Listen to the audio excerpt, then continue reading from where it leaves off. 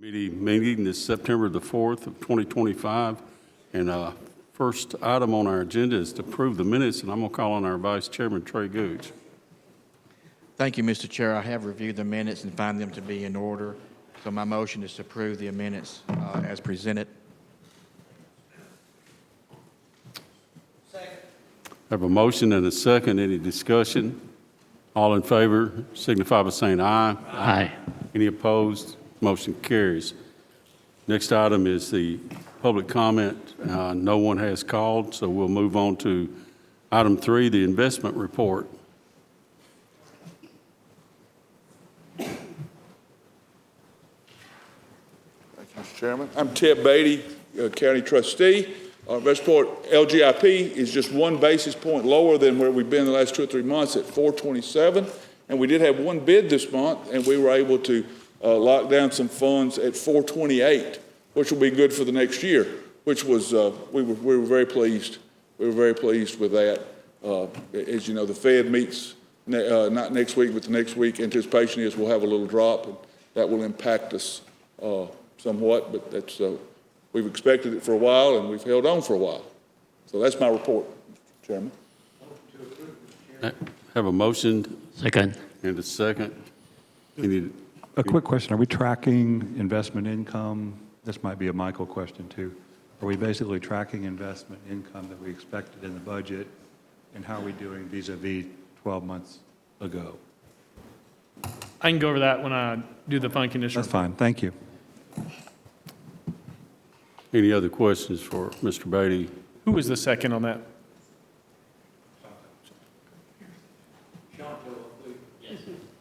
Okay, so we have a motion and a second. We, all in favor signify by saying aye. Aye. Any opposed? Motion carries. Thank you, Mr. Thank you, Beatty. sir. Okay, next item 4, fund condition report. Michael. So I'm going to talk about a couple things tonight. First thing I'll talk about is the year-end revenue and expenses. So I've put both of those on your iPads tonight, but focusing specifically on the revenue. We came in right where we needed to be. On the very first page of that revenue report, you can see at the end of the year we had collected 97.93% of the tax roll, and that is right in line with prior years. So that's good. And as you look through the budgeted funds there, you can see our revenue came in right in line with the budget. So everything looks good there.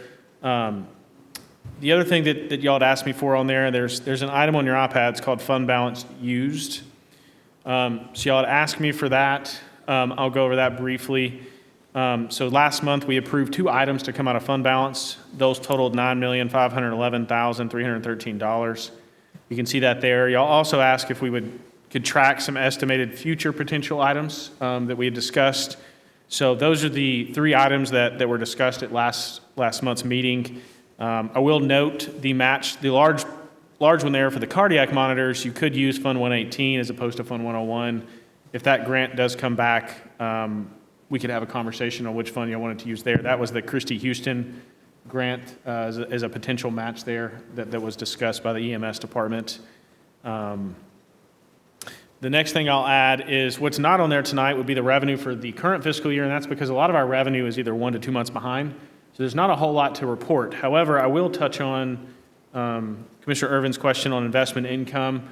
We were conservative there. So right now we're tracking well above the budget there, and we're tracking really where we were last year as far as actual. We're tracking right in line with last year.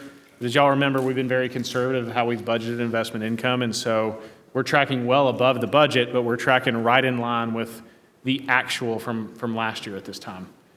As we track that as well. The other thing I will mention as far as one of the reasons we don't have a revenue report tonight for the current year is we don't have property taxes yet, so those aren't going to be levied. We'll start reporting that next month. And like I said, a lot of our sales tax and hotel motel taxes, those are all 2 months behind. So those are all included on the revenue report that ended for FY25 right there on that revenue report. So but with that, that's my report, and take any questions. Would it be possible to add the school? I don't think they've spent anything out of general fund at this point, but maybe so. We can add that. When they do, could we add them too so we can kind of keep track? Mm-hmm. Any other questions for Michael on the report? Not, I will entertain a motion. So moved. Have a motion and a second. Any further discussion? All in favor signify by saying aye. Aye. Any opposed? Commissioner? Just a kind of a follow-up question. On the revenue review, July to June, it looks like it's saying we were a little bit over 100%, but then you're saying 97%. So a couple things to point out there. I can go into a little more detail. So if you're looking at that far right column where it says 24 to 25 comparison to the budget, overall for the general, are you on that first page right there? So overall, as far as the general fund, we collected 100.14% of budgeted total revenues. When I mentioned the 97.93, that was just specific to the property tax roll that the trustee collects. So if you were to look up there, they're grouped in groups of taxes. So local taxes, license, fines, things like that. Property tax is only a component of that. Now, it's a large component, so there's certain revenues that we want to track that are significant, right? And so we break out the school facilities tax down there at the bottom. I give y'all sales tax, both countywide and the county situs portion. We also give you hotel motel sales tax, school facilities tax. We're tracking building and permits as we increase those fees. We wanted to track those for y'all. And then I always track the property tax roll collection because that really is significant as far as how we're going to budget for the next year and what our allowance for uncollectibles is, because if that percentage goes awry, then we have some big issues, right? That means we've got some litigation or some appeals, and so we track that pretty closely there. So 98% is a good. Yes. So on that. Yes, we budget a little more than we have a little larger allowance for uncollectibles because we're always conservative here. So that means we did a little better than what we budgeted there. So we actually collected for the 24 tax roll, because the tax roll is always 1 year behind the fiscal year. We actually collected about 98% of the tax roll, which is really good. And then those other 2%, they'll either trickle in over the next few months or they'll get turned over to the clerk and master for, collection of property taxes. Okay, so the motion, we voted on it. It did pass.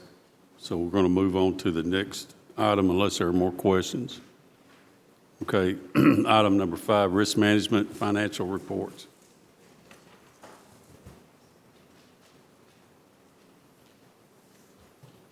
Good evening, Commissioners. Ed Elam, Insurance and Risk Management Director.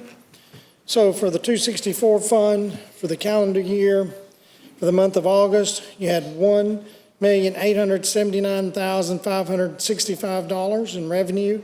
Expenditures, $2,887,005. Revenue less expenditures, a negative $1,007,440.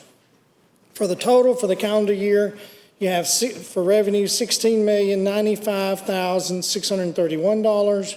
Expenditures $19,648,223. Revenue less expenditures $3,552,592. And for the fiscal year total, you have in revenue $3,660,851. Expenditures $5,594,706. Revenue less expenditures a negative $1,933,855. On the 266 fund for the month of August, you have for workers' comp $1,068.92. OJI $51,934.27. The total for the month, you have $53,003.19. Year-to-date, workers' comp, you have $2,092.99. OJI, $102,539.73, for a total of $104,632. And legal expense, you have for the month of August, $105,926.74. And that concludes the financial part for risk management. Any questions for Ed? If not, I'll consider a motion. We have a motion and a second. Commissioner Pearson. Any further discussion? All in favor signify by saying aye. Aye. Any opposed? Motion carries. Please continue. Okay, so the next thing that's exhibit that you have is, and this will be going to purchasing. This is the stop-loss quote that came from Cigna. The bids were opened up. It was decided to bring it to Budget Committee for review, make a recommendation to purchasing. And this is the stop-loss that there's a pooling point when where claims get higher than a certain amount, then this insurance kicks in above that. Right now, the pooling point is $500,000. The recommendation from the Insurance and Risk Management Committee is $600,000. To move to $600,000, that would leave our rate the same and basically the premium pretty close to the same. And that was the recommendation from the Insurance and Risk Management Committee. So you want a motion to forward to purchasing? Yeah, for a recommendation from the budget. Any questions? Okay, I have a motion to move this forward with a favorable recommendation from budget to purchasing. Do I hear a second? Second. And a second. Any further discussion? Mr. Chairman? This, okay, so we're basically going with the zero change option. What's the implications of that? So again, in the stop loss, what you're trying I to, understand that, but I'm trying to get at what's the implications of that. Go ahead. you're moving from the insurance kicking in at $500,000, now it kicks in at $600,000. So it depends on if you have what we call a high dollar claim, you're absorbing some of that risk from the $500 to the $600, and it would allow your rate to be the same. For any claim, it's an extra $100,000 that we absorbed. So a couple things. We're self-insured for medical insurance. And so right now, any medical claim under $500,000, we pay out of pocket. The county does. And so anything over $500,000, our insurance kicks in. Stop loss. Stop loss kicks in. So a couple things we do. One of the things, we look at what risk we can absorb as far as versus the premium we're going to pay. And so one of the things we do is we have a third party run an actuarial analysis, a Monte Carlo analysis. And so we ran one of those on 400, 500, 600, and 700 based on the quotes that we received. And so based on that Monte Carlo analysis, also based on what we feel like internally between the finance department and Ed's department, the risk management department, we felt the zero premium increase was worth it to raise that stop loss $100,000 versus keeping it the same and having a 45% increase in premium.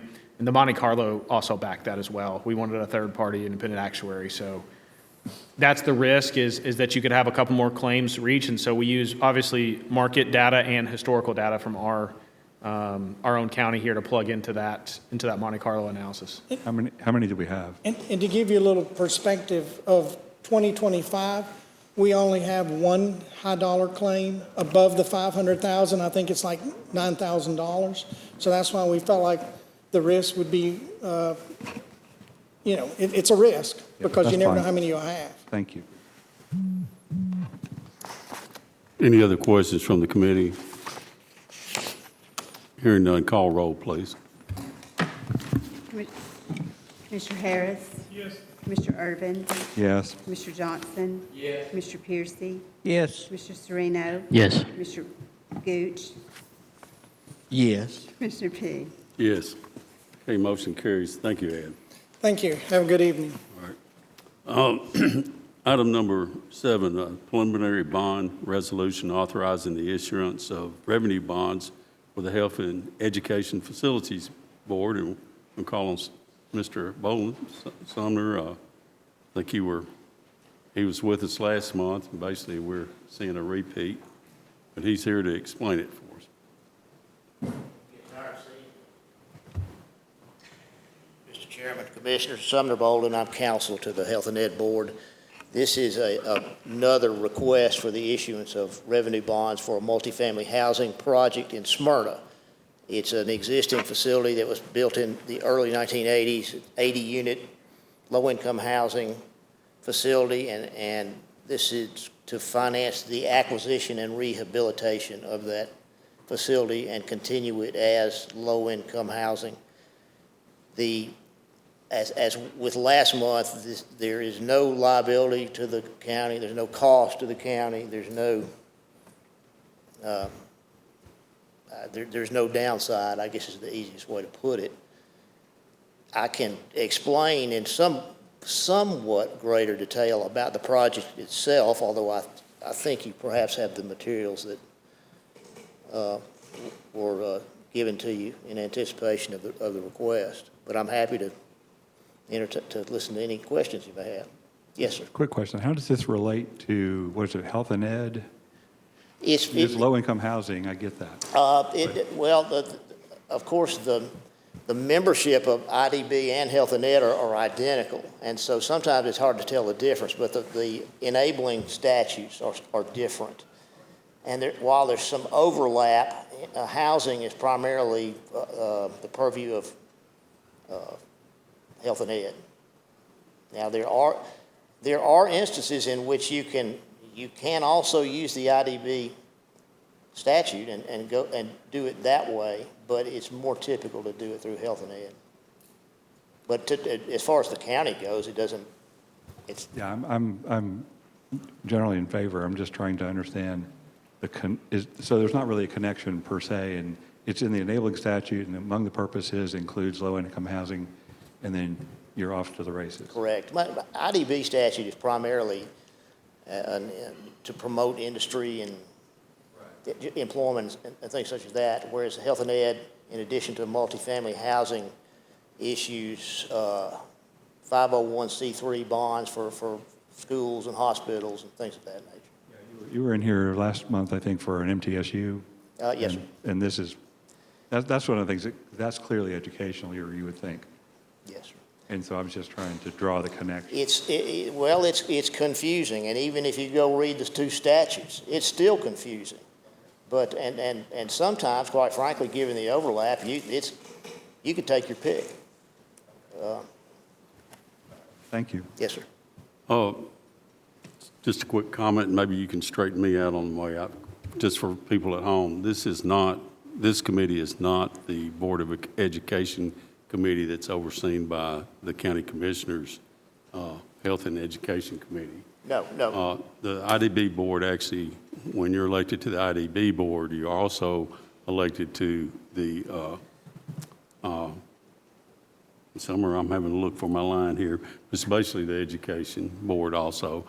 Yes. Go ahead. It's just it operates the same way an IDB or the IDB operates, but it has nothing to do with the school board or the school component of what you do. This is simply financing through revenue bonds for projects that, in this instance, is multifamily housing, and it's the developer has to go through a board that it has the authority to issue those revenue bonds, and in Rutherford County, we happen to be it.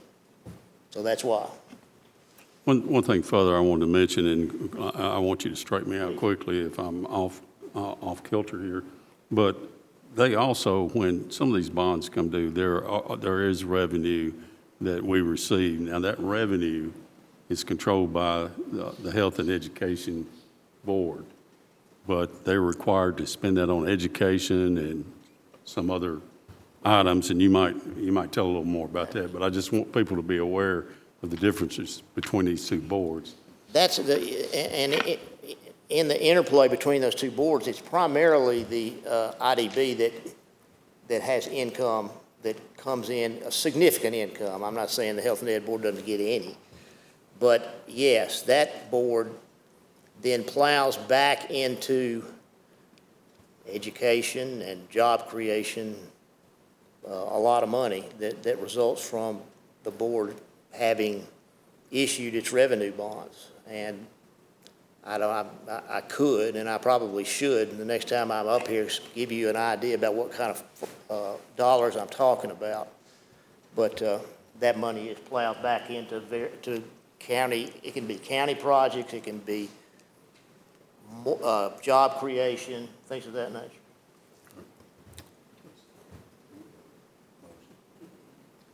Okay, any questions for Sumner? If not, I will entertain a motion. So moved. Have a motion to approve. Second. And a second. Mr. Sereno, any further discussion? Call roll, please. Commissioner Harris? Yes. Commissioner Irvin? Yes. Commissioner Johnson? Yes. Commissioner Piercy? Yes. Commissioner Sereno? Yes. Commissioner Gooch? Yes. Commissioner P? Yes, motion carries. Thank you, Thank you, Sumner. Mr. Chairman. And I assume you'll be with us next Thursday. I'm afraid, yes. Yes. So you may, We had questions last time. I'm sure we will again. Thank you, though. I will be there. All right. Item 8, fire and rescue budget amendments.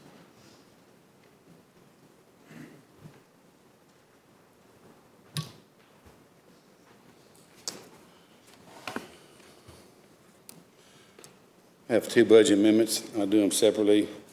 The first one is the budget amendment moves the funds from other supplies and materials to the pest control line item.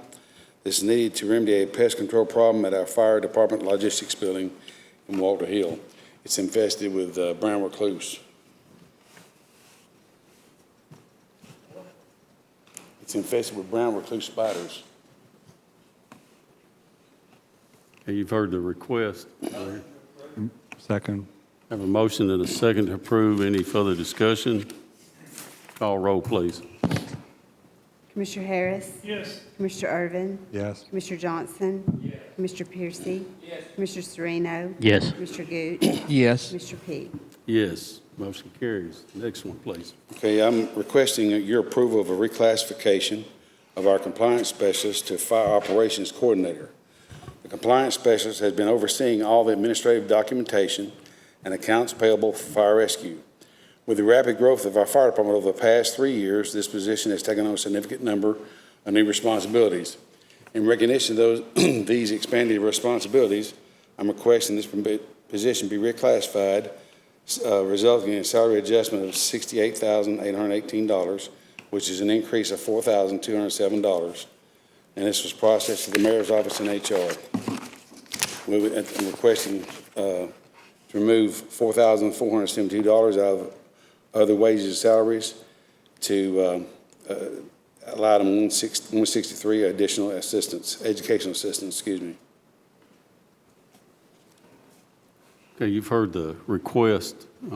Any comments or questions? Motion to approve. Have a motion to approve. Do I hear a second? I have a second. Now, I've got something to say since I hadn't heard anything from anyone else. I've looked at this, and I think that the pay is actually well-deserved.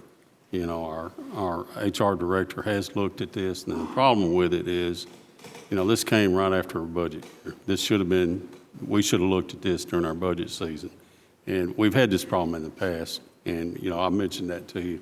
And it's the reason I asked for this to come to this committee this way is just to drive home the point. We don't need to carry these over into the year. For one thing, you may not have had the money to pay it, and then we'd had to bring that out of general funds. And it doesn't sound like much for one person here, but I have seen 8 and 10 people that were promoted and given promised raises and the money wasn't there.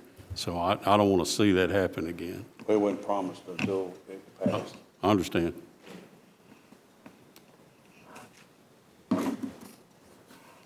Any further questions or comments from any of the committee members? Not, call roll. Commissioner Harris? Yes. Commissioner Irvin? Yes. Commissioner Johnson? Yes. Commissioner Piercy? Yes. Commissioner Sereno? Yes. Commissioner Gooch? Yes. Commissioner P? Yes, motion carries. Thank you, sir. Yep, thank you. Okay, item 9, Sheriff's Department budget amendments. Good evening, Steve Spence, Deputy Chief at the Sheriff's Office. The next 3 budget amendments is all grant rollover from last year's budget. First one's amendment is being requested for the final quarter of the financial year 25 Police Traffic Safety Grant Program for the Sheriff's Department to recognize the remaining balance of the Tennessee Highway Safety Grant to be utilized for overtime and related benefits for authorized alcohol and sobriety checkpoints, as well as checkpoint equipment. The request adds the carryover from last year's to current budget year. The grant ends September the 30th for 2025.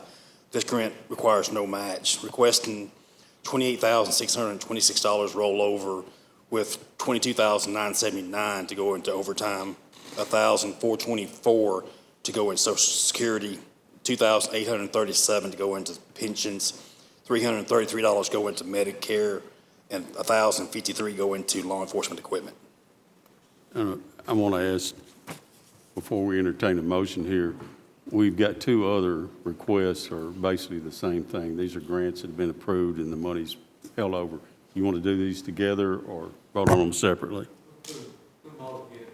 Okay, please continue then. Thank you, sir. This amendment is being requested for the final quarter of the financial year 25 Teen Driving Safety Grant Program for the Sheriff's Office to recognize the remaining balance of Tennessee Highway Safety Office grant to be utilized for the SRO's overtime and related benefits for teen events. The request adds the carryover from last year's to current budget year. This grant ends September 30th for 25. No match grant. Requesting $727 be carried over, $607 go into overtime, $37 goes into Social Security, $74 goes into pension, and $8 goes into Medicare. The last budget amendment allocates reserve rollover funds awarded to the Sheriff's Office for the Mental Health Patient Transport Grant for financial year 24 and financial year 25. $514,636 be placed into our other contracted services. Okay, you've heard the request. Mr. Chairman, Chief Spence, could you explain the $514,000 a little bit more? Yes, sir. We get a state grant to transport our mental health transports. They pay for a third-party company to transport them for us to mental hospitals. Would this at some point get spent down? Yes, sir. Yes. I mean, how does it, I'm trying to figure out, it's They a pretty good sized number. AmeriMed is the one that we contract with. They bill us monthly, and we pay the bills with this money. This particular grant is unique in that the state sent us money up front, which typically we do reimbursements. So that's why on this amendment, you're seeing it come out of a restricted fund balance account.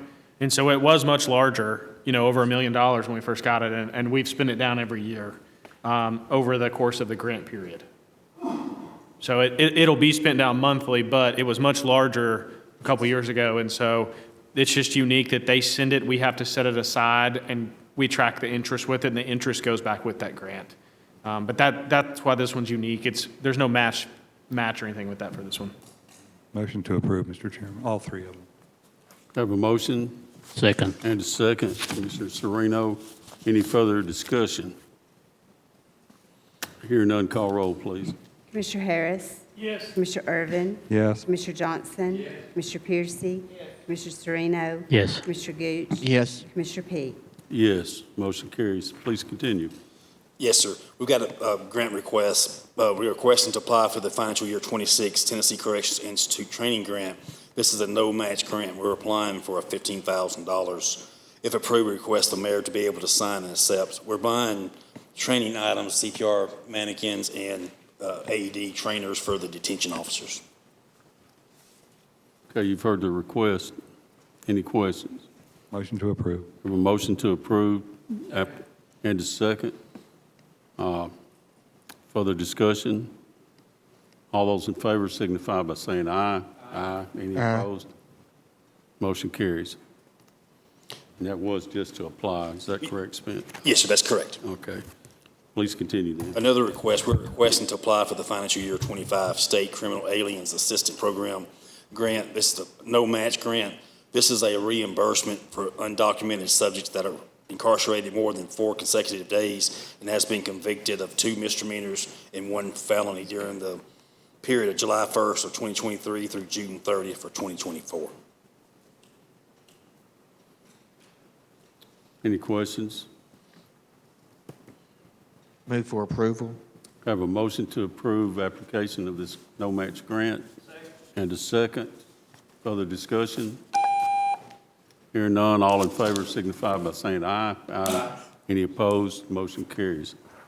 Thank you. Y'all have a good night. Thank you. Item 12, Correctional Work Center Ecolab contract.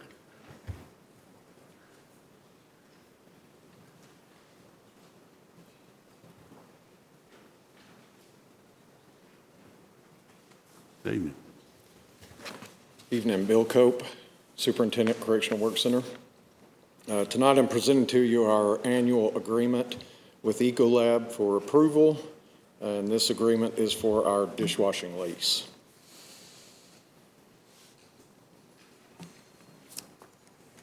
Any questions for the director? And you said this is a yearly Yes, sir. contract? Yes, sir. And after negotiating with them this year, we lowered that price close to $90 per month. Have a motion? Second, Commissioner Irving. Any further discussion? Call roll, please. Commissioner Harris? Yes. Commissioner Irvin? Yes. Commissioner Johnson? Yes. Commissioner Piercy? Yes. Commissioner Sereno? Yes. Commissioner Gooch? Yes. Commissioner P? Yes, motion carries. Thank you all. Thank you, Bill. Item 13, Juvenile Detention Center contracts with Perry County and Haywood County. And we've been seeing these updates for a while. If I'm not mistaken, these are basically the new contracts and rate increases. That's correct. We went from 175 per day per child to 200. These two particular counties, Haywood and Perry, have just now returned with their signatures, so it's the same contracts that you've seen before that have been approved by the county mayor, the county attorney, and have the updated information regarding the daily rate. Any questions for the director? Yeah, I do. Director, can you tell, so when Perry County, they transport them to your facility and they also pick them up and take them back? That's correct. And how long is it a normal stay there? For out-of-county kids? Yes, ma'am. It depends. Usually the smaller counties, like Perry, only use us potentially over the weekend just until they can get that child into court. Okay, thank you. Okay, you've heard the request to update the contract, which basically is we're charging them more money. So moved. Have a motion? Second. Second, Commissioner Johnson. Any further discussion? Hearing none, call roll. Commissioner Harris? Yes. Commissioner Irvin? Commissioner Johnson? Yes. Commissioner Piercy? Yes. Commissioner Sereno? Yes. Commissioner Gooch? Yes. Commissioner P? Yes, motion carries. Thank you. Item 14, Archive Admin 1 position transfer from probation and related budget amendments. Welcome. Sonia was going to present this. She stepped out, so I guess it's me. This is Mr. Lodell. I got a feeling that Sonia, hey, we're right on time. She's going to be way more elegant than I can be. Well, we got you both up here, so we can definitely get our questions out. Sorry, I didn't mean to delay you. Sonia Stevenson, HR. The position that we're talking about is a position that's actually in our probation department, but as an ADA accommodation for an employee in another department, looking how their skill sets and things might, and what their specific needs are might work. And John and I had talked in the past about him needing some additional assistance. We've got sheriff's records that they're scanning and recording. And so when this came up and I was trying to think of where I could make the change and what might possibly work, I started looking at departments. And so after speaking with Kelly, The position that she had is one that she was using for a different purpose, that she no longer has that need, and she was willing to allow me to have that position to move to John's department in order to make this change for this employee. We think it'll be a good change not only for the county, but for the employee, and so I'm respectfully asking your permission to allow me to take Kelly's position and give it to John. Did you say it went through public? It already did go through, it went through public safety, and I believe I talked about it in steering as well. Did I talk about that? Wait. I didn't talk about that in steering. I took it through it because it was a budget, and we were, I believe Michael told me that I need to take it through public safety since it was Kelly's position. So what is the difference in the cost to the county? Is there any? This position right now is empty, so there's no cost to the county. They're requesting to shift an empty position from the probation department to the archives department in order to help facilitate an ADA request from another department to be able to fill this position to help with an ADA request. But this position right now is empty in the probation department, and it would shift to the archives department. And the budget amendment you see before you shifts that money from probation to the archives department. Okay. So no additional monies or new monies, and if the position were ongoing in probation, it would be the same. That explains what I was asking, so thank you. Any further questions from the committee? Not, we'll entertain a motion. Have a motion, a second, Commissioner Sereno. Any further discussion? Hearing none, call roll. Commissioner Harris?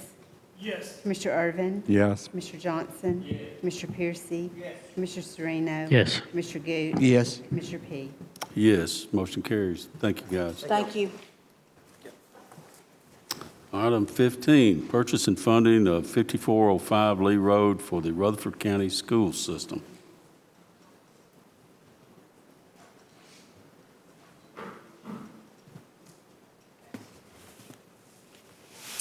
Good evening. Kay Martin on behalf of Dr. Jimmy Sullivan, School Board, Rutherford County School Board. He is with all of our school board members tonight at a TSBA training in another county, so I'm here to represent him tonight. This is one amendment that we have for you tonight. It is the Lee Road property that you've heard a lot about over the past year, and so we're finally at that place. Remember, this is our 161 acres in Lee Road in Smyrna. I know Mr. Trey Lee is usually up here with us, and he is from Smyrna, but this Lee Road has no association with him. This is a cousin, but he will have no benefit from this purchase, so just want to make that clear. We've had several options that we gave our school board, and so we're bringing the option that they selected in recommendation with our finance director, Mr. Smith, so we appreciate him working with us. So this amendment is to partially fund the purchase of the 5405 Lee Road property. This purchase will transfer money to Building Projects Fund 189 by decreasing General Purpose School Funds 141, 39,000 unassigned fund balance, and increasing operating transfers account 99,100, 590, transfers out of in the amount of $9,634,799.50. Okay. Questions? Mr. Mr. Chairman? Piercy. Recognize Commissioner Piercy first. This is 161 acres, is that correct? Yes, sir. Do you have any idea what that figures down per acre, the purchase price? No, this is. Okay.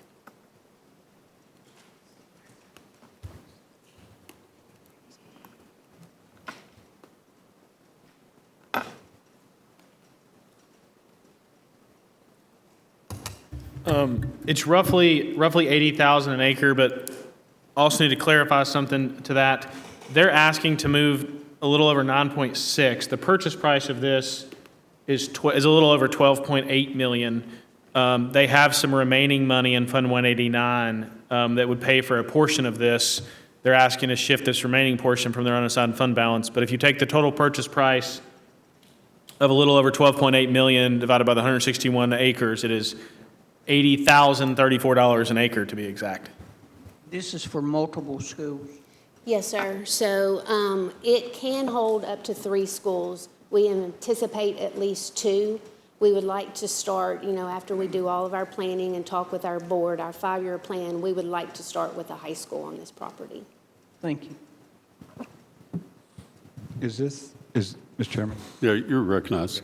I just can't see you, so That's okay. that's all right. Is this an option agreement that we're being asked to approve, or what is, I'm trying to figure out the posture of this.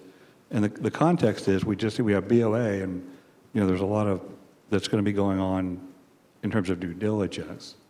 So I'm trying to figure out where are we in the process here. So this is going to be a little different than the BOA project. Since we're their funding body, they do their own purchasing. So they put out their own RFQs for land. They do their own due diligence per the way the Private Act is set up. And so we have a couple of options here tonight. What they're asking for us tonight is to fund it. And so tonight, I can give you some other recommendations, or we can go with this one, which if this committee wishes to move forward, this was my recommendation out of all the options that we had.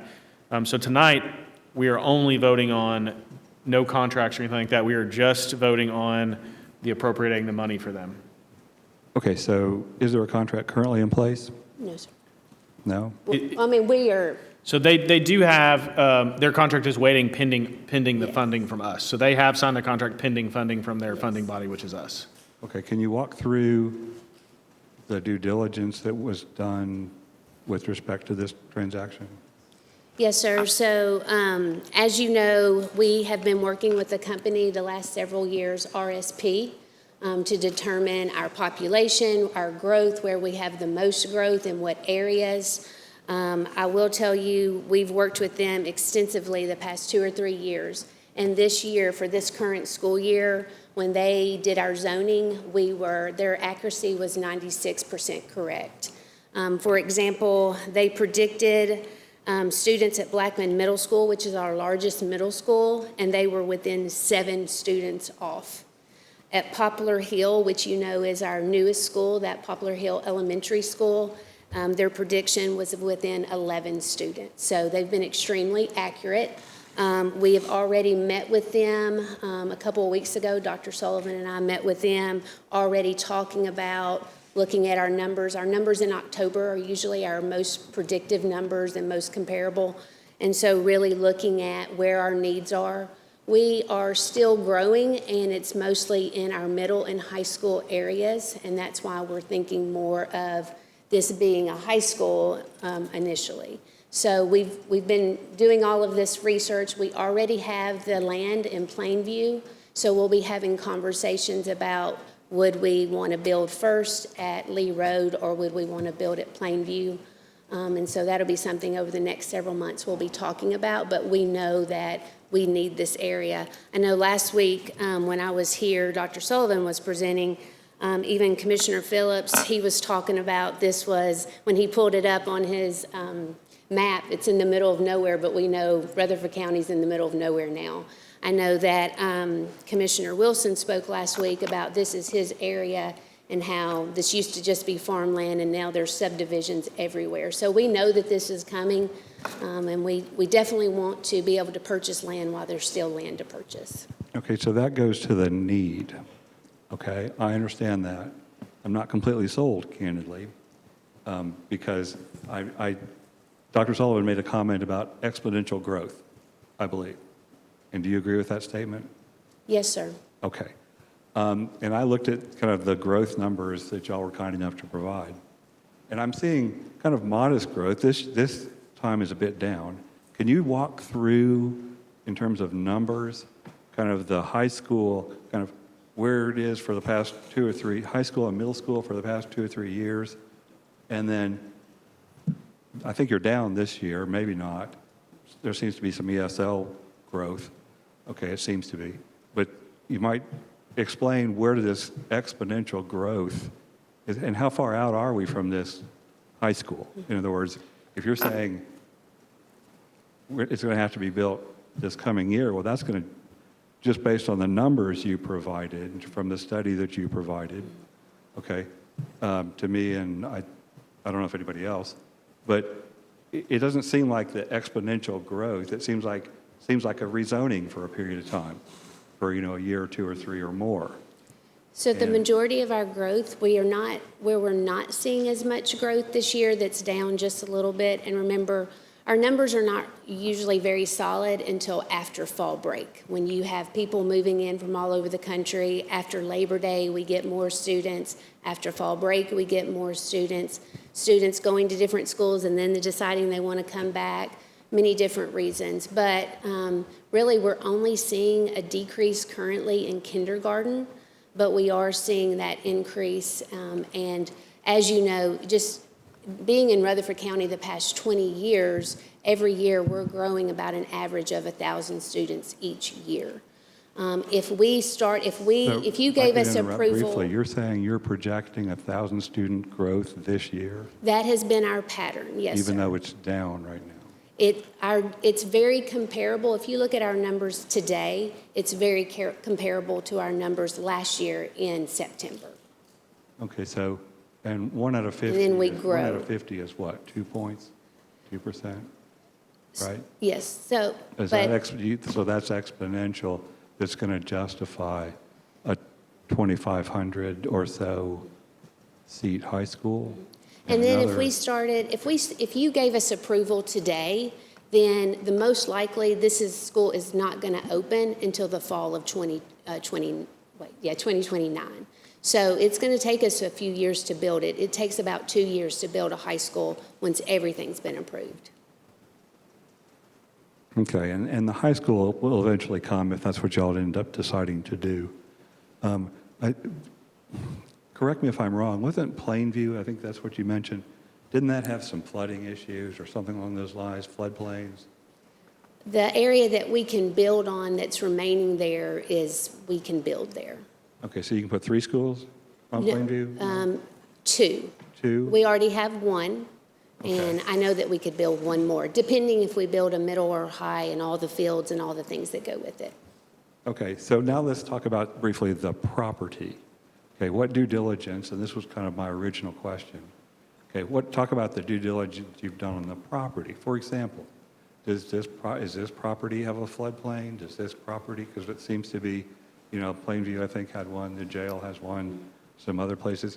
I'm trying to make sure that there's been due diligence done in terms of the flood, Sure. flood situation, in terms of the types of soils, in terms of the availability So of all of those infrastructure. studies, when you ask us what are we going to build there, we could build with the property and what it can hold, with all of those things taken in consideration. We could ultimately build 3. The high school may be a little bit smaller, but we know that this property can hold that if needed. Okay, I just want to make sure, so that with the due diligence that's been done so far, y'all are confident that this school is a good site in terms of soil? Geotech wetlands? studies, all of the studies. Say it again? The geotech studies. Okay. All of those that we have had, they show that they can hold this. Environmental? Okay, so y'all have done all the due diligence that shows this works from the potential to put a high school or other school on it. Yes, sir. Okay. And this is about 80,000. Do we have an acre? Do we have a comparable for similar property that shows, I know it's going to be a premium, or always seems to be a little bit of a premium for the government, but do you have comparables? Do you have kind of a market analysis?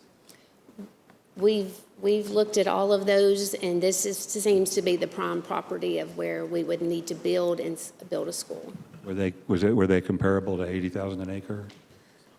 Some of them are, yes, sir.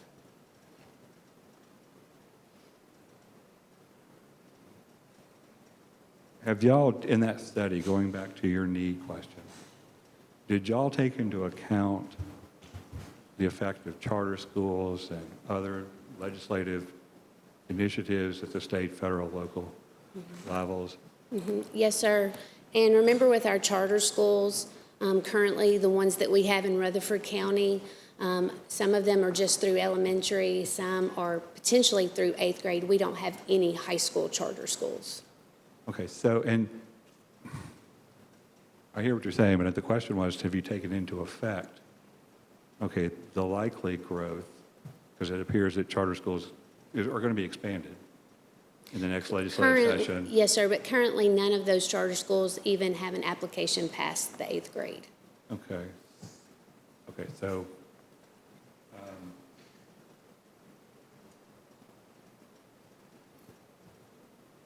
any other factors that you're looking at as having an impact on growth or lack of growth? You know, just the continued building of homes and subdivisions, you know, if you are in that area. You know, we've already added on to Smyrna High School, Laverne High School, Oakland, Riverdale, and the growth continues to come. Those additions are filling up as well. And so with our trends that go back for many years, this is the prime property that we think we will need another location. Are all of those schools at capacity? Yes, sir, they're quickly filling that way. And again, Are remember, they at you've got to capacity remember, today? this is going to be, in 3 years, we're predicting that. In this 3 is- years, they'll be at capacity. Stewart's Creek High School is our, the one that would be closest to this school, and it is our largest school and at full capacity.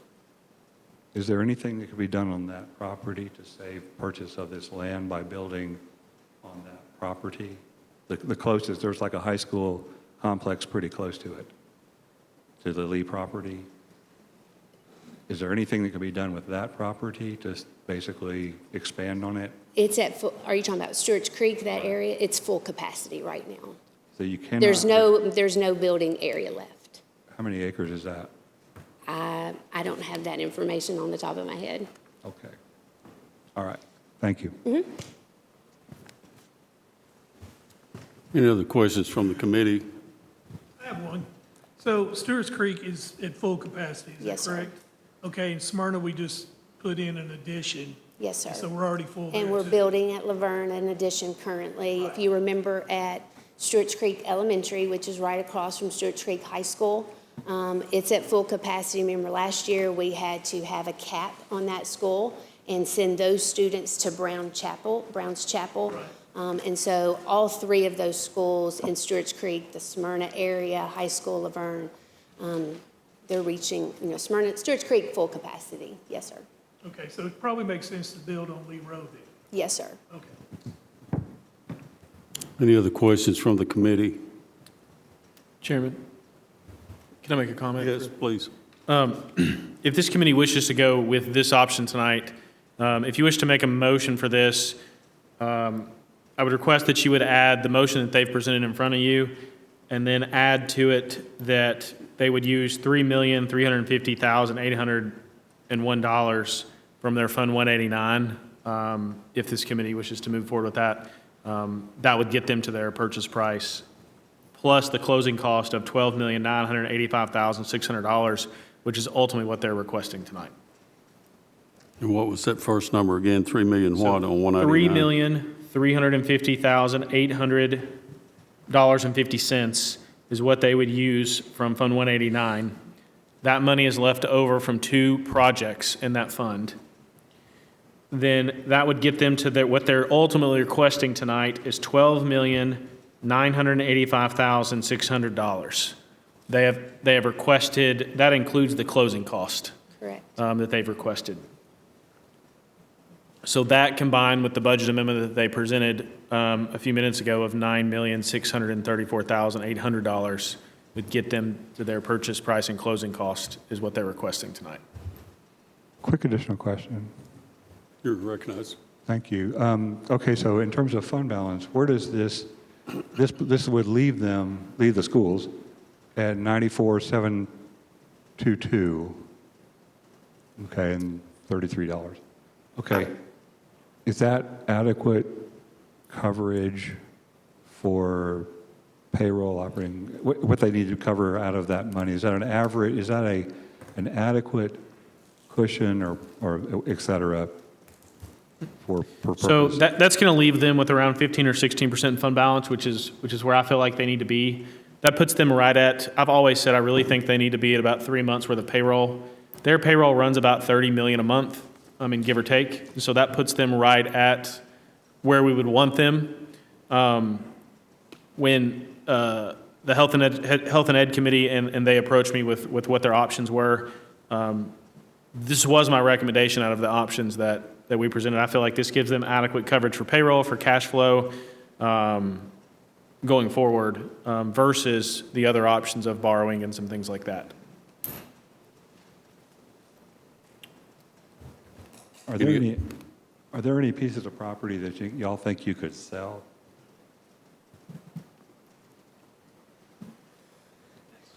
Have y'all done any kind of analysis on this? At this time, I would have to get back with you on that answer, but I don't know of any right now Okay, that's fair. that could build a school. I'm not trying to Yeah. surprise you. I'm just trying to ask the question. Yes, sir. Okay, yeah, if you would get back with me, just send me an email or whatever, kind of let me know, because in property management, made the point, we need to get a handle on all the property we have in the county and maybe start selling some, instead of continually just adding property, some of which may or may not be ever used, okay, depending on how you view the needs analysis and everything else, okay? All right, but if you'd get back to me, I'd appreciate it.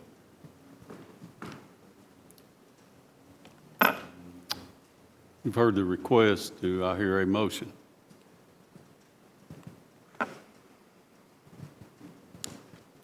So moved.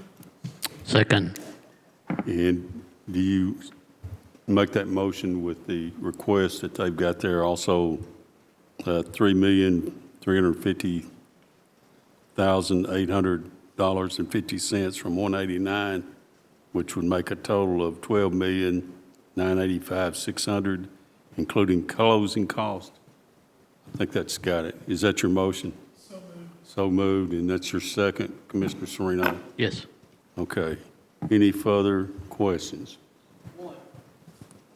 You recognize.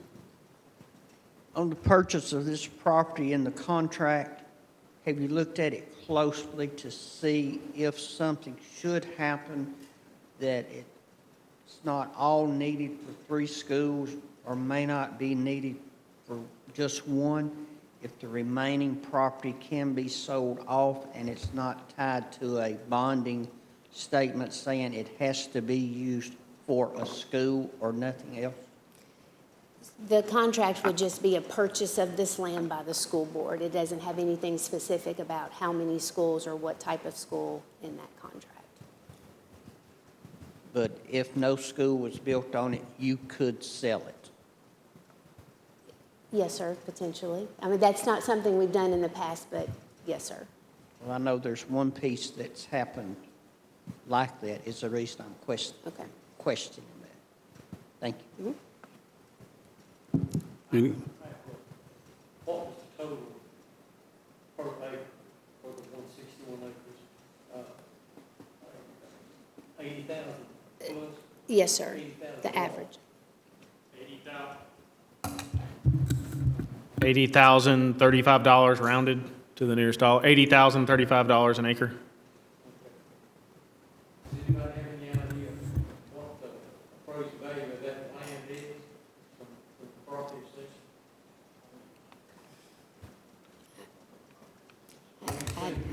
I can pull it up on the property assessor's website, but I would say that property is probably in Greenbelt and going to be assessed lower than what their fair market value is, if I had to guess, with being that many acres. It would take me a few minutes to look that up, but I would guess that that's in Greenbelt probably, being that large and that many rural of acres. It's basically the same that the acres was for Alabama Road, I think it was $80,000 an acre. It's basically in the same Ballpark. Yeah. Okay. Thank you. Any other comments from the committee? If not, call roll. Commissioner Harris? Yes. Commissioner Irvin? Yes. Commissioner Johnson? Yes. Commissioner Piercy?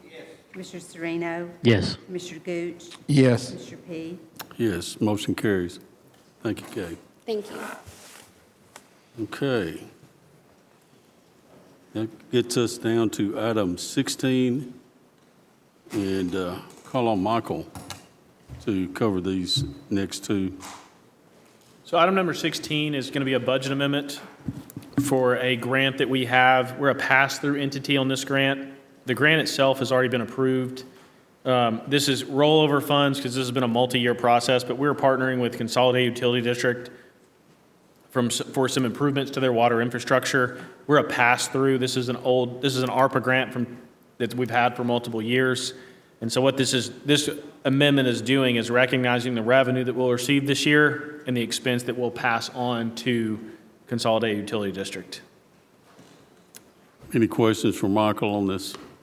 Motion to approve. Have a motion to approve. Second. And second, Commissioner Piercy. Further discussion? Call roll, please. Commissioner Harris? Yes. Commissioner Irvin? Yes. Commissioner Johnson? Commissioner Piercy? Commissioner Sereno? Yes. Commissioner Gooch? Yes. Commissioner P? Yes, motion carries. Michael? So the next grant is going to be very similar to the one I just talked about. We're a pass-through as well on this one. A lot of these grants are ARPA money that we're spending down as pass-through entities, but in this one, it's for our Broadband Ready Communities grant. And we're passing these on to 2 local nonprofits.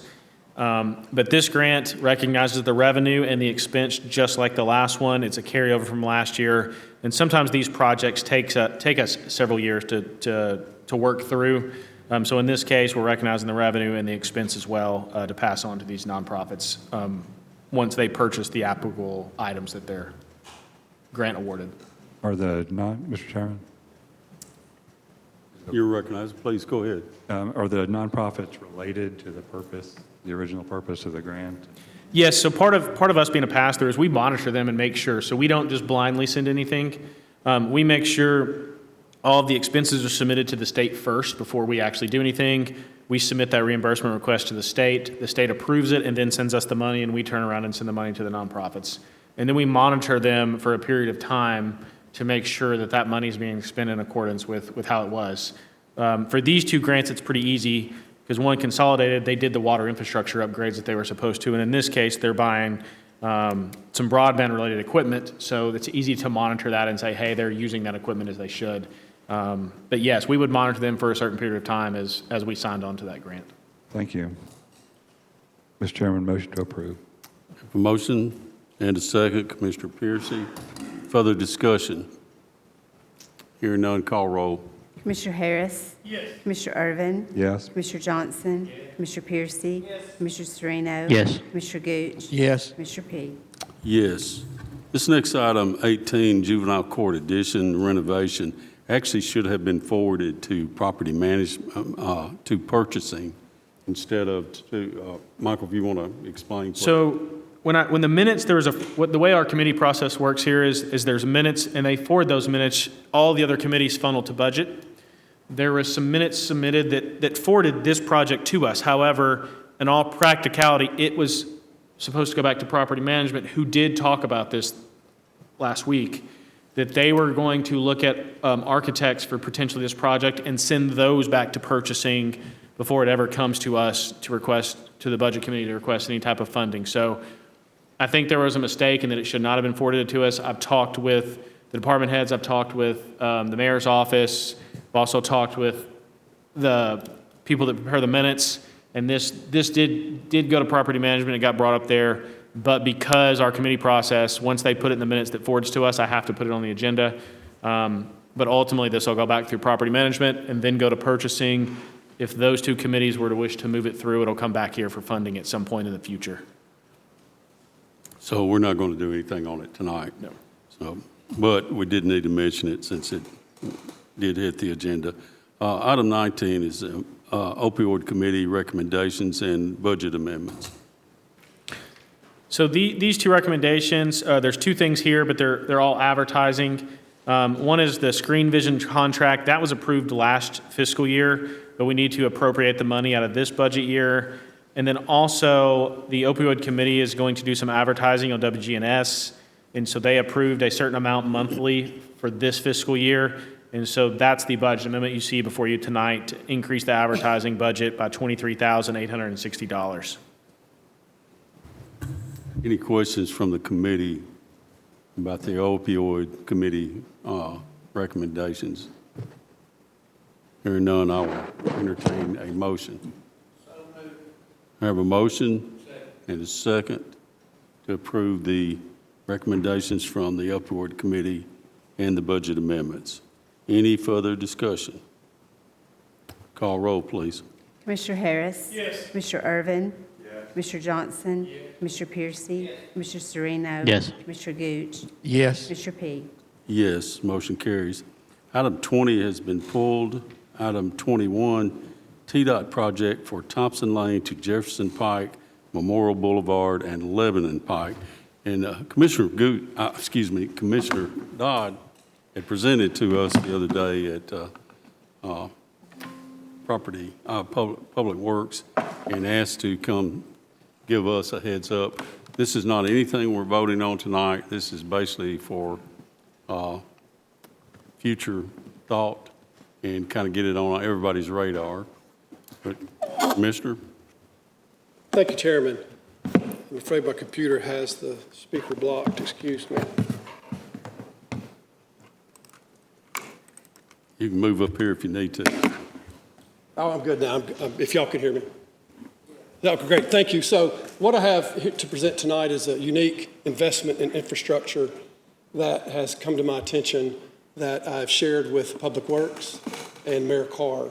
Last property management meeting, Mayor Carr presented a capital improvement plan that mentioned a project, Memorial Boulevard expansion from Thompson Lane in the vicinity of the VA to Walter Hill intersection, the Jefferson Pike intersection past the Walter Hill Bridge.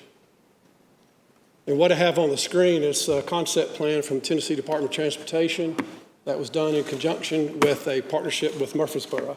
Murfreesboro has encouraged this design and brought it to this point. And you also have this presentation on your iPads if you want to take a closer look. So this is simply informational. This is no ask, as Chairman said. There's no motion, but I did want this to be in front of you. The City of Murfreesboro, in conjunction with TDOT, has put together a plan to widen this to a 5-lane to the city limits, which is the Walter Hill Bridge. On the screen now is the red bar, is the approximate location of the county line, and this is where Rutherford County would pick up and continue this project a half a mile to the intersection of Jefferson Pike and Highway 231 North. Further, the job would terminate at a location approximately even with the driveway to the new Public Health and Safety Building. This picture was taken prior to that building's completion. This intersection has had numerous traffic accidents. This slide is a TDOT crash study that was done. It encompassed 3 years from June of 2021 through July of 2024. Note that this is the portion of the project that's in the county. This is the portion of the project that the county, if we so chose to, would participate in expanding to 5 lanes and hopefully having a positive impact on these number of traffic incidences, none of which have been fatalities, thank goodness. So I'll give you a little background of why this has come up. This is a unique opportunity in as much as TDOT now does partnerships with municipalities. If a project hits TDOT's board, they don't invest in it unless they get a partnership with the local community.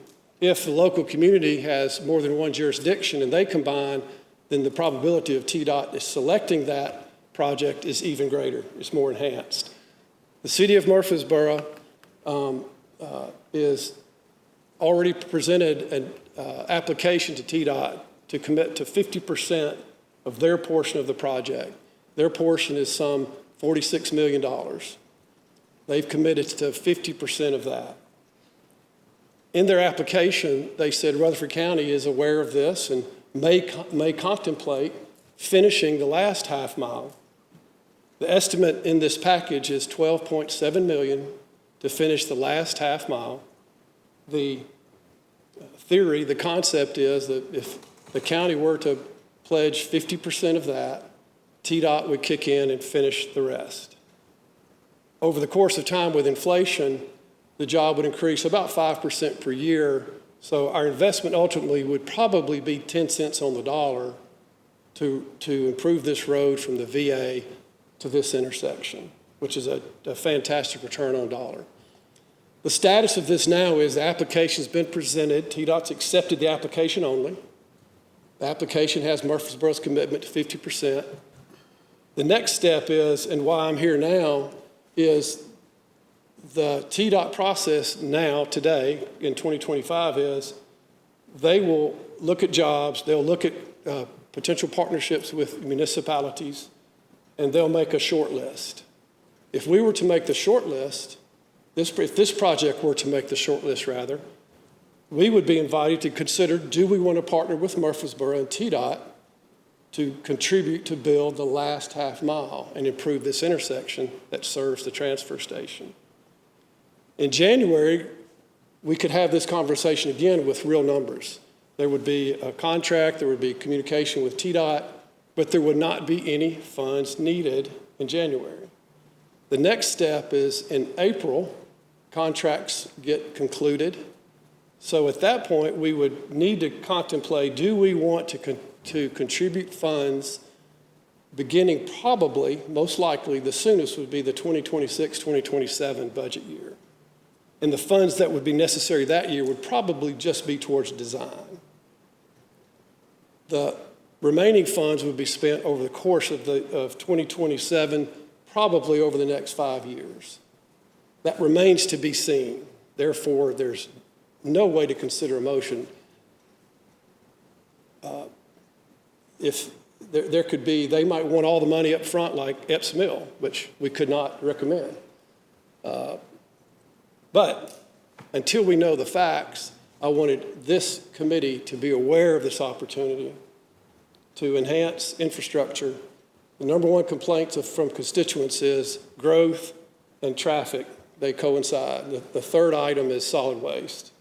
So this is one of the first opportunities that the county could participate in a unique way in partnerships with the city and the state, and could be a new way also to begin these partnerships. So for us to be able to become familiar with the terminology of TDOT, the terminology of their design and how they fund, I think it's going to help the Planning Commission. We've had to deny projects recently because crash studies are so severe and there's no means to fix it, and we can't have growth because the new properties can't fix the entire problem.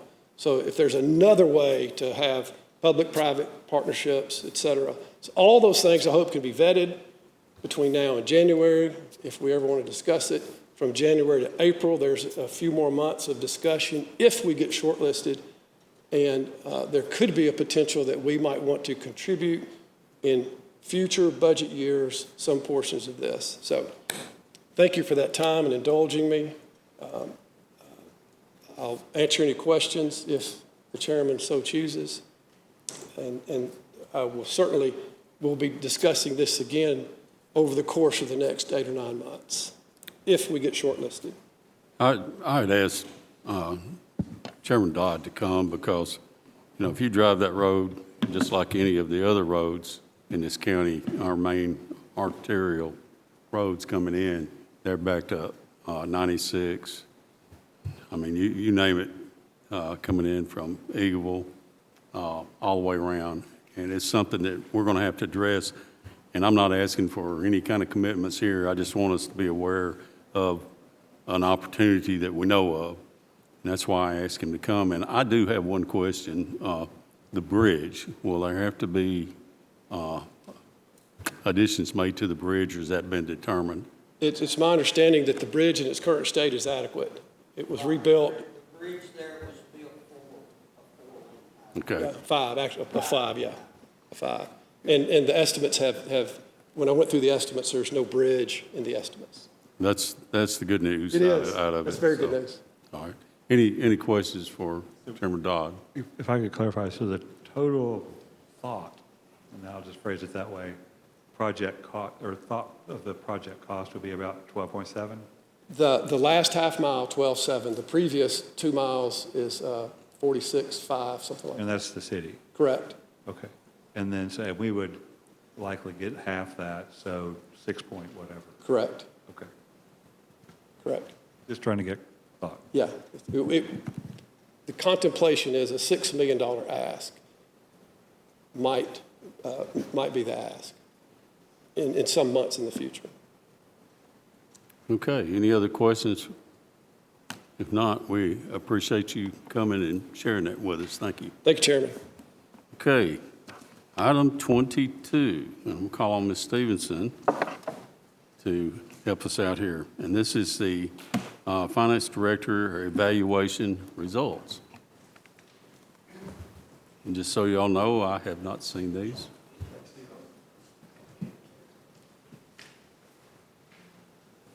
Can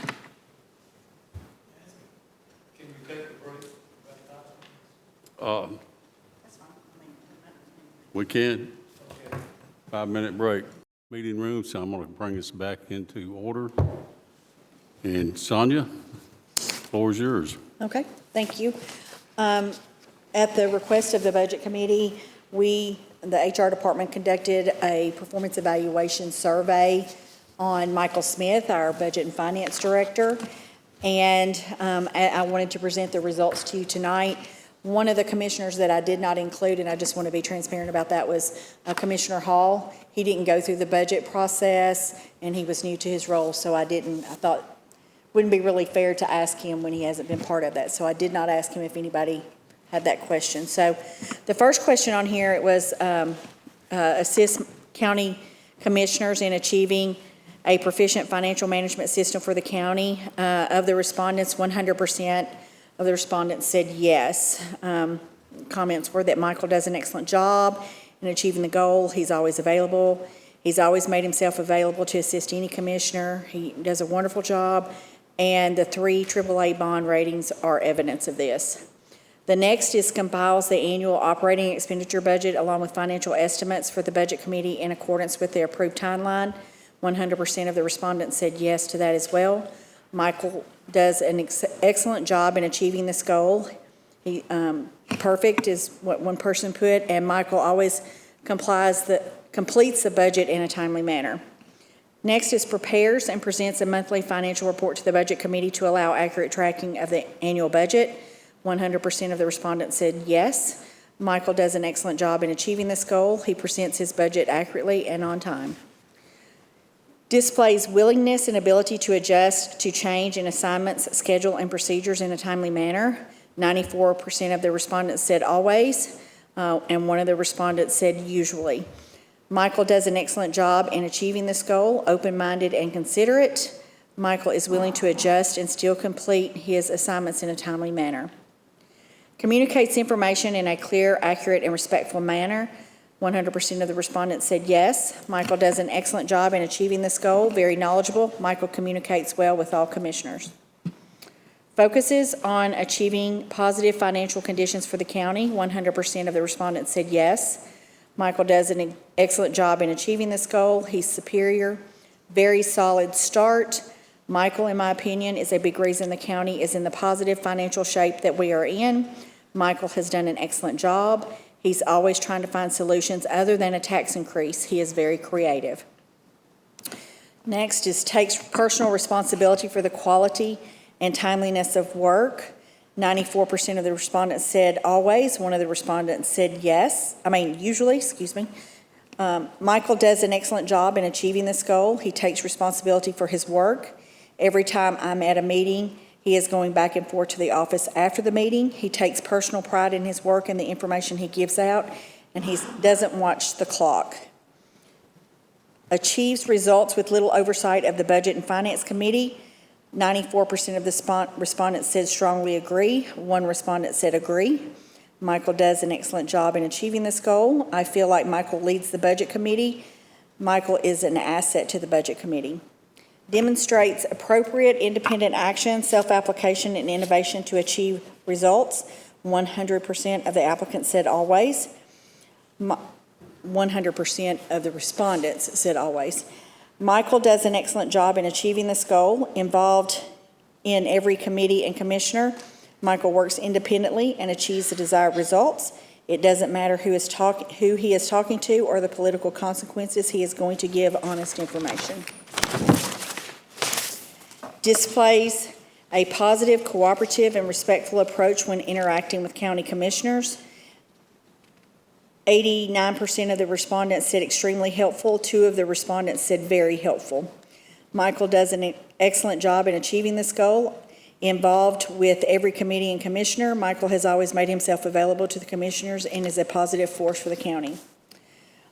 Any additional comments were added and noted was Michael has been aggressively working to get our county our current three AAA ratings. His diligence has paid off in getting our county lower bonds when we need to borrow. This is saving our county thousands of dollars each year. He is always respectful to our commissioners. He knows how to say no when he needs to. He offers alternatives when we have questions without trying to push things to go his way, but always provides realistic answers for the different options we may consider. This county will continue to flourish with Michael Smith leading our financial future. We are fortunate to have Michael and his team. Without his contributions, our county government would not function with such efficiency. Each time I have sought his assistance, he has been very helpful and respectful of my time. His knowledge of the county finances is greatly appreciated by this commissioner, and that knowledge seems to continue to grow as the county does. Rutherford County is very fortunate to have a financial leader as skilled and experienced in the full range of county financial services as Michael demonstrates daily. He's excellent. Michael's dedication and work ethic demonstrated during his tenure is above reproach. He is very appreciated by our Budget Committee and is beneficial to all the residents of the county. He makes the county more fiscally responsible. Rutherford County is extremely fortunate and owes a debt of gratitude for having such an outstanding finance director, very qualified and helpful, does a great job. His city joint meetings haven't all gone well. My city friends don't hold him in high regard. Michael is a true asset to Rutherford County. He is always willing to work with the commission. I truly appreciate the job that Michael has done for the Rutherford County. I feel like the current commission has had a successful term so far, and a good portion of that success can be attributed to Michael Smith. Michael always exceeds my expectations. Great job. He is a wonderful person, always explains what we need to know. I frequently talk with him. He makes the county great. Michael has shown such leadership. I anticipate him needing a larger staff in the future. And that concludes the report. I find that to be a positive performance evaluation based on Michael, and this will be something that will go into his file. Okay, any comments from the committee, or any questions? Not, I just want to say, Sonia, I appreciate your work on getting this survey out. This is one of the things that we are slated to do each year, and I appreciate y'all's participation. Michael, I think you do a good job, and we appreciate that. Seeing no other comments, we're adjourned. Thank you.